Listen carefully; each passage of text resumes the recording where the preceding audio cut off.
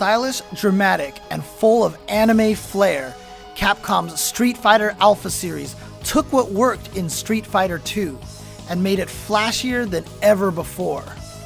But this sub-series was much more than a cosmetic reimagining. It introduced new gameplay concepts, new storyline lore, and, of course, loads of new and returning characters.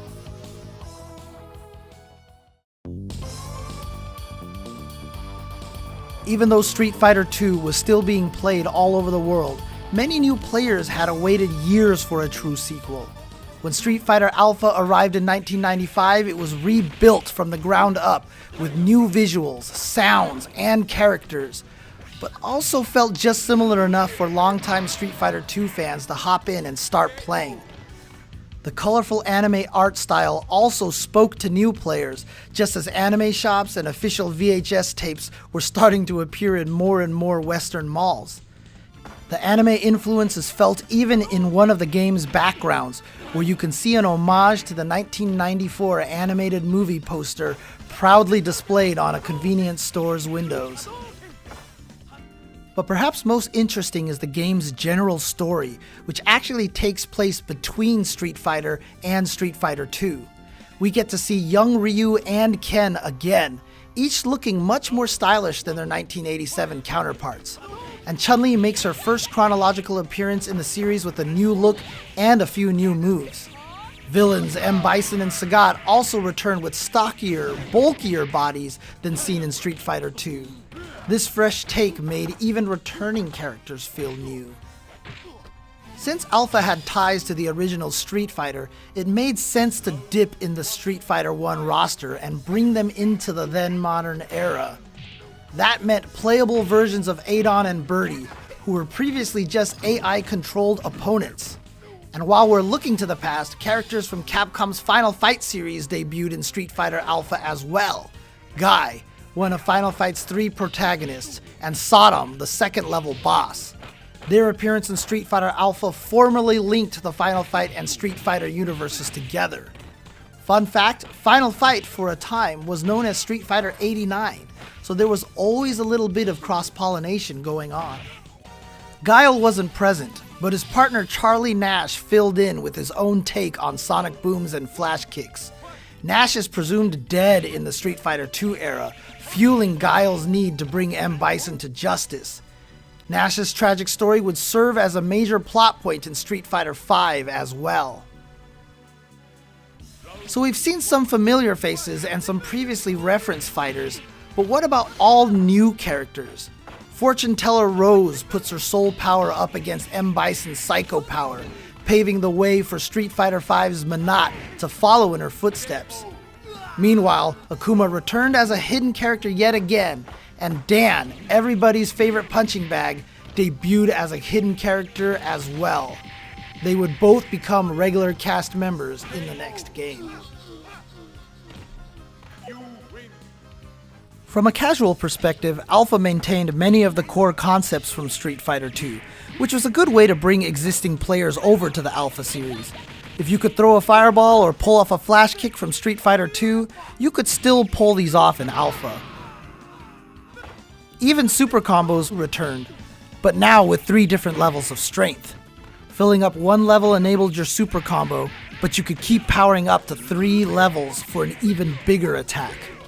The super combo gauge was also used to perform alpha counters, an all-new gameplay concept. As long as you had at least 1 level of the super gauge filled, you could deflect an incoming attack by blocking and then triggering your alpha counter. And speaking of blocking, you could finally block attacks while in the air. Also, characters could now recover from a knockdown by rolling forward. Many of these systems were added to aid newer players. The feature that perhaps stood out most was the chain combo. Today, players tend to associate the idea of chain combos with Guy or Ibuki, but in the original Street Fighter Alpha, this was a system-wide feature. Instead of needing to learn special move cancels, which could be complex for beginning players, you could just tap buttons in a specific sequence and they would chain together as one combo. So So Ken, for example, could chain a crouching light kick into a crouching medium kick into a standing heavy kick for one of the most commonly used and seen chain combos. Another unique feature was a hidden two-player co-op mode, which was yet another reference back to the 1994 anime movie, The Dramatic Battle, which allowed two players to control Ryu and Ken to team up in a cooperative battle versus a computer-controlled M. Bison. This fateful showdown is an in-game tip of the hat to the film's closing battle between these three iconic characters.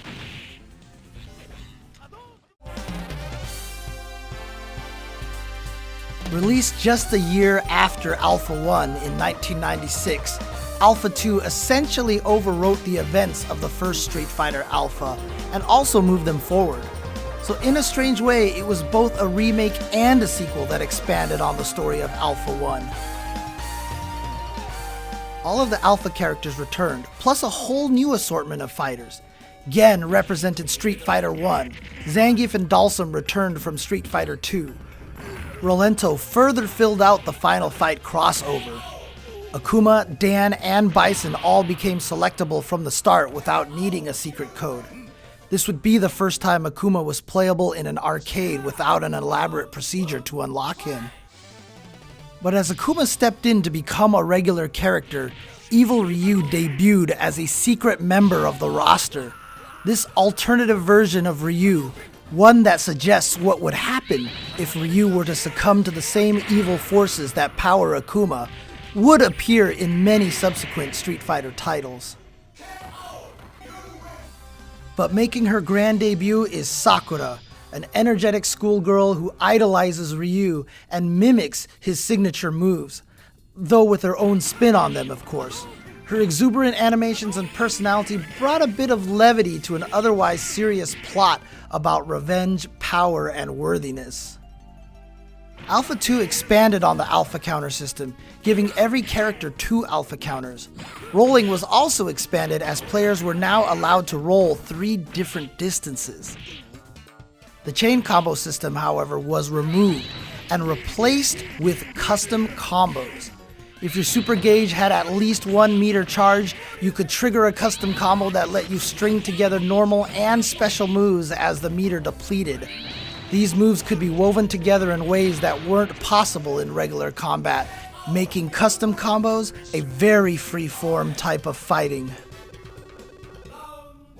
In many ways, Alpha 1 was designed to help the beginner. Alpha 2, however, catered more towards experienced players. Not only did it solidify the series in many aesthetic ways, but the gameplay was tighter, and it brought back many hardcore players from the past. As the game progressed, it really became apparent that custom combos were a powerful tool.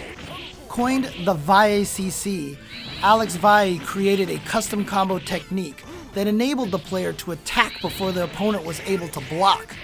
Vai's application of the custom combo led to his eventual tournament win at Battle by the Bay and cemented himself as the best in the nation.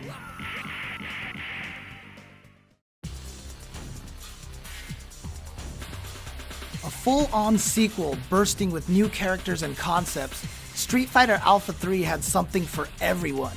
Casual fans could now choose among 28 playable characters, including Street Fighter 2 favorites E Honda, Cammy, Blanca, and Vega, as well as Final Fight anti-hero Cody.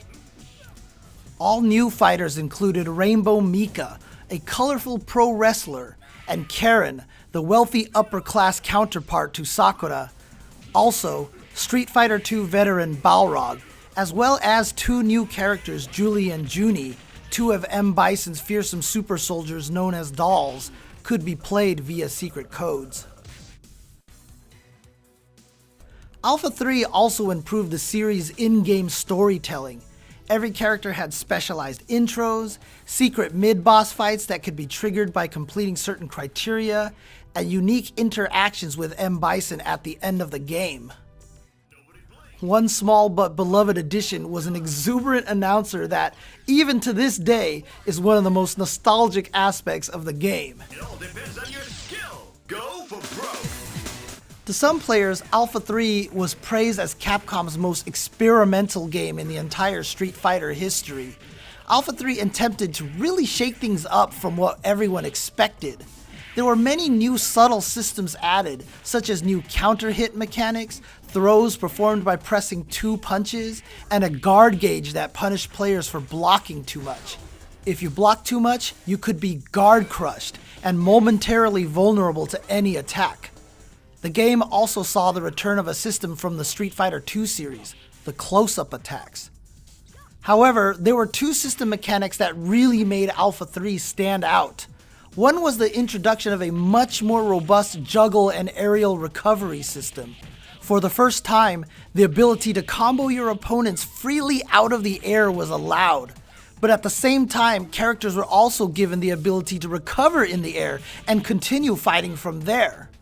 Also, every character was given access to air throws, which used to be only available to certain characters.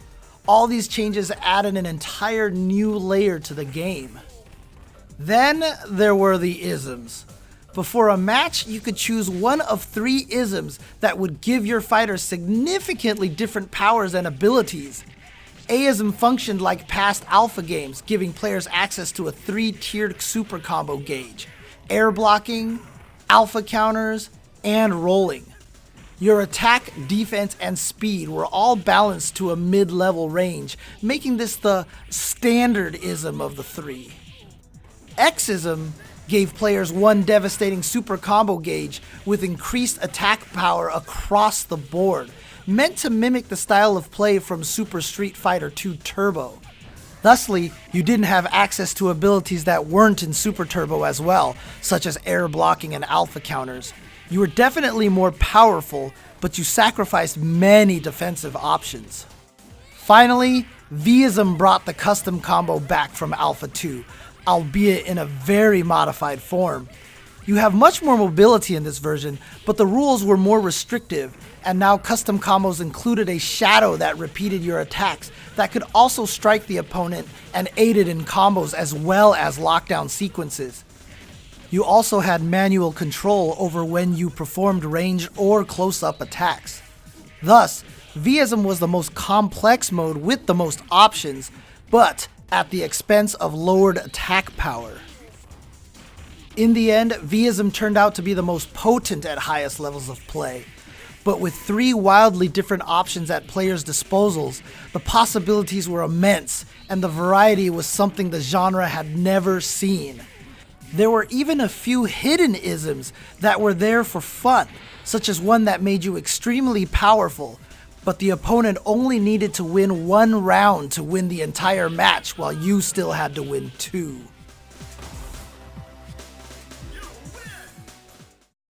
What could have been a quick sidestep in Street Fighter lore became an entire sub-franchise within the series.